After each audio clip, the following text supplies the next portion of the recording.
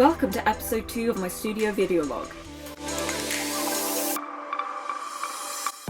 This week I've been on a mini road trip. I was really excited to take my new van out on the road and live the real van life at least for a couple of days. I was supposed to meet a friend in Dorset to go climbing over the weekend, but for several reasons that fell through. I ended up looking at Google Maps, seeing what places might be exciting to visit and going on a small adventure. I ended up finding some absolutely stunning beaches down in Lulworth Cove. I have a real passion for landscape photography and I got some really gorgeous photos of the beach. Before I left, however, I had to fix a couple of things. There was a mysterious leak coming from my water tank. I had to completely disconnect it from the system, take it out, to find out what was going on. Turns out there was 2 tiny cracks along the sides.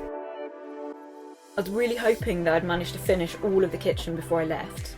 The last thing to build in the kitchen was this drawer.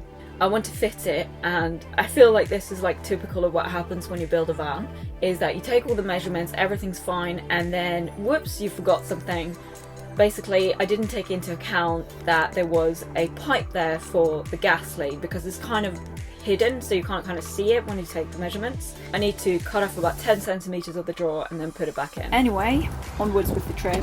Quite early on in the journey, I heard a loud bang in the back. I opened the doors to find a mayhem of water, chia seeds and sugar, all in one gooey mess. Welcome to van life. I did end up getting one glorious day of climbing in. First time outside since last summer. Even though I was so exhausted I was ill the next day. Honestly, it was just so lovely to be able to get out of London, even if it was just for a short while. I also want to test out how it would be to make work on the road. I have this dream that it would be so cool to take my van to Europe for an extended period of time and just do loads of climbing and hiking and make money selling paintings along the way. When I designed the van, I was mindful that I really wanted a good space to work in. This was the first time I got to try out how it was to make art in the van. I got this super handy swivel table to have both as an office and a place to make art. I have to say, I'm pretty pleased with the workspace. I can fit everything I need on it, including a computer, and it still feels spacious. At least for a small painting, it works really well. Another reason I wanted to go away was that I wanted some space to plan out some new things.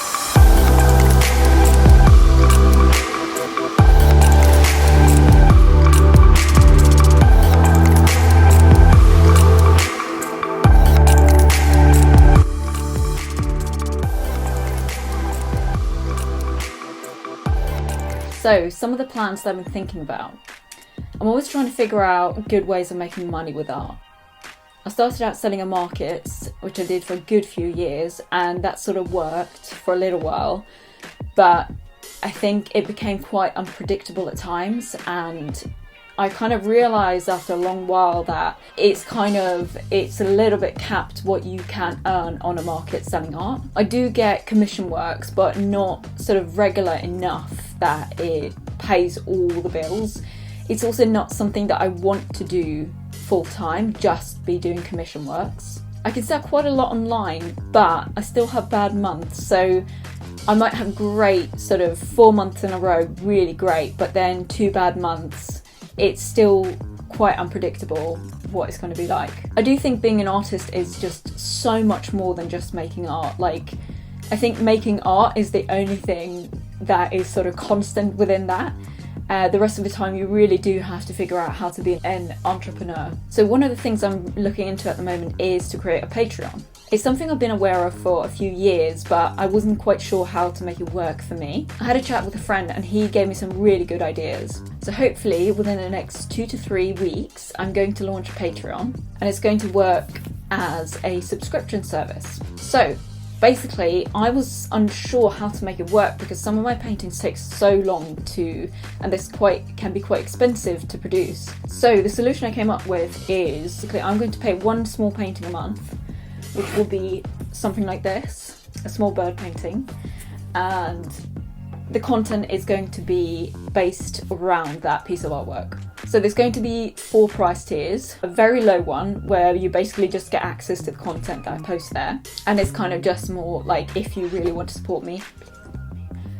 And then the second one is going to be a reward most likely it's going to be a greeting card. The third one is going to be a print of the artwork. I'm going to do something like spread the cost of it. After 3 months you get one print basically. I did look into doing one print a month, but I think in the beginning that's a little bit unrealistic just with the costs involved. The highest tier, you will after 6 months own an original artwork. My idea for the beginning of this is basically to run it in 6 months cycles. So the first 6 months is going to be one bird painting a month. I thought what was kind of nice with that as well is that I can always change the theme or add another theme so that you can subscribe to different themes is what I'm thinking. So it'd be quite nice to do something portrait based at one point. So maybe that is women from history that I admire, for example, small sort of portraits, or movie characters, who knows, something like that.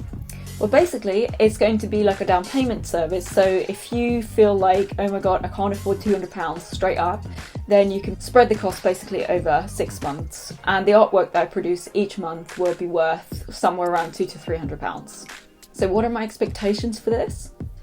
Honestly, I have no idea. I feel like this is the kind of thing that you just need to be very consistent and very patient with. I hope that I get like 2 to 5 subscribers in the first month. So I think in the first few months, it's literally just get the hang of it and see how it goes. I think long term, it would be really amazing if this could work. What I'm kind of imagining is also being able to travel with this, because I can do small paintings like this almost anywhere in the world. So the idea of, for example, going to Europe for a long period of time and running a Patreon is really doable, which is really, really exciting. So yeah, if you're interested in owning a original piece of art, please get in touch with me. You can reserve one of the 6 top tier spaces. And if not, I would love your support. Please help me share this, tell your friends about it. So if you want to help me spread the word, I'll be so thankful. So that's what I'm going to be doing over the next few weeks, finishing this off. I'm also trying to figure out the best way of promoting this, besides from just sharing on my social media. I'm definitely going to be making a trailer of some sort, but I do need to figure out how I'm going to angle it. And then I'm not kind of sure what kind of promotions I will be making, but I will be making something. So that will be the task over the next few weeks. Literally get the Patreon set up, get the rules completely outlined and black and white, and then figure out how to promote it. And then of course, start making the artwork. Also, the artwork that gets produced on the Patreon stays on the Patreon. So I will be posting about the artwork on my Instagram, but you will not be able to buy the prints that's produced at the Patreon on my website. So if you do want prints of the artwork that's being produced there, you have to subscribe. Another thing worth saying is that, but yeah, I would really love it if you send me some love, tell your friends about it, like and subscribe to my channel, spread the joy. Thank you so much for watching. I hope you've enjoyed it. If you've enjoyed this video, please subscribe, like, leave a comment if you have any questions, and yeah, I'll speak to you later.